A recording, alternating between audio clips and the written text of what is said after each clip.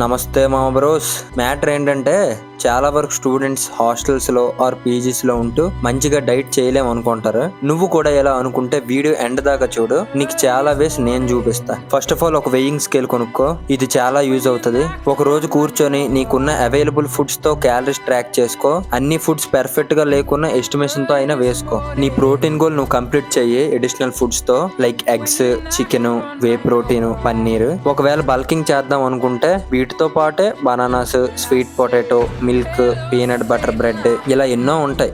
Mess లో కూడా oil free curries తిను. క్లీన్ ఫుడ్ ని ఎక్కువ తినడానికి ట్రై చేయమా. ఎవ్రీడే కార్డియో అయితే పక్కా చేయాలి. అండ్ జంక్ ఫుడ్, షుగర్స్ అయితే కంట్రోల్ చేయాలి పక్కా. ట్రైనింగ్ స్ప్లిట్ మంచిగా నీకు నువ్వే డిజైన్ చేసుకుని హార్డ్ కోర్ ట్రైనింగ్ అయితే చేయాలి. అండ్ ఇంకో విషయం, స్టూడెంట్ లైఫ్ లో జిమ్ మేనేజ్ చేయడం కష్టమని ఎందుకు అనుకుంటారో, ఒక 1 hour ఫోన్ పక్కన పెట్టి జిమ్ చేయలేవా? నువ్వు మైండ్ లో గట్టిగా ఫిక్స్ అయిపో మంచి ఫిజిక్ బిల్డ్ చేయాలని. ఇంకా నీకెవరు చెప్పాల్సిన అవసరం లేదు, నువ్వే వేసిన వెతుక్కుంటావు. అర్థమైందా?